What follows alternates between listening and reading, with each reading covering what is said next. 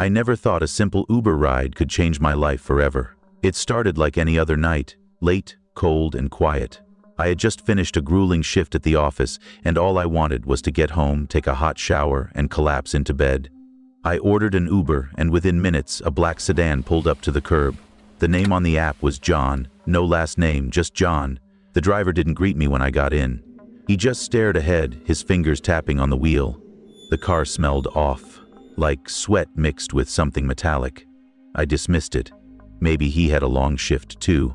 I buckled up and looked at my phone, but before I could check my messages, the car jerked forward, merging aggressively onto the road.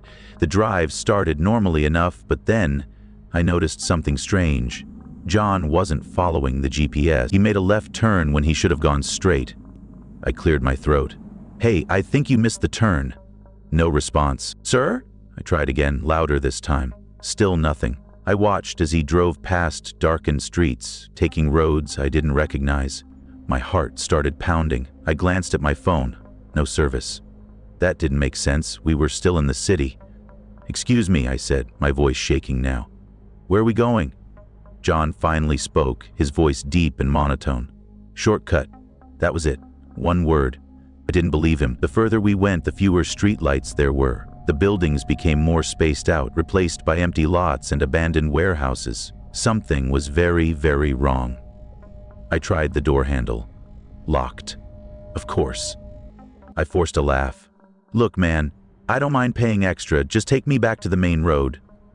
John didn't even acknowledge me. Instead, he reached for something in the front seat. My breath caught in my throat as I saw what it was. Duct tape and zip ties. Every nerve in my body screamed at me to do something. I reached into my pocket, gripping my keys tightly. Without thinking, I jabbed the sharpest one into the back of his neck. He let out a strangled yell, swerving the car wildly. I used the moment to slam my foot against the door, trying to break it open. The car skidded to a stop near an old, run-down building. Before I could react, John turned around. His face was expressionless, but his eyes burned with something inhuman. He pulled a knife from his coat. I scrambled back, my hands fumbling for anything to protect myself. Then I saw it. The unlock button near his armrest. I lunged forward, slamming my fist into it. The door clicked open, and I tumbled out onto the rough pavement. I ran. I didn't look back. My lungs burned, my legs ached, but I kept going. I heard his footsteps pounding behind me, steady and unhurried. He wasn't running, he was stalking me. I spotted a dimly lit gas station in the distance, my only chance. I pushed myself harder, my vision blurring. I reached the glass doors and yanked them open, stumbling inside. The cashier, a bored-looking guy in his early 20s, barely glanced up. "Dude, you okay?" I turned to look behind me, expecting John to be right there, but he wasn't. The parking lot was empty. No car, no man. No sign he had ever existed. I gasped for air, trying to make sense of what had just happened. My entire body trembled as my mind raced through the events of the last hour. Had I imagined it?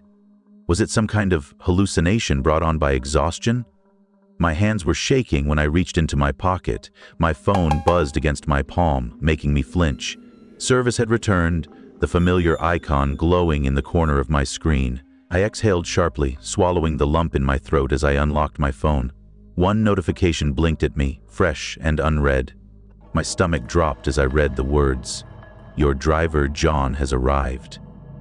I stared at the message, my blood turning to ice. My fingers hovered over the screen, but I couldn't bring myself to tap it. The app still showed him at my original location, as if he had never picked me up, as if none of it had happened. My breathing grew shallow as the reality of the situation settled in. I had been in that car. I had fought for my life, and yet, according to Uber, the ride had never started. The cashier noticed my pale face and called the cops. I barely registered what he was saying. I was still locked onto my phone screen, unable to shake the feeling that I had just escaped something far worse than I could comprehend. When the police arrived, I told them everything, every detail, every turn we had taken, every terrifying second of the ordeal. They searched the area, scouring the streets for any sign of the car I had described, but they found nothing. But I knew it wasn't a dream. My torn clothes, my bruised skin, the aching pain in my ribs.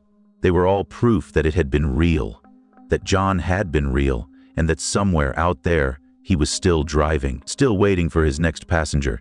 I stopped using Uber after that night. I stopped taking cabs altogether, because sometimes the ride doesn't just take you home. Sometimes it takes you somewhere much, much worse.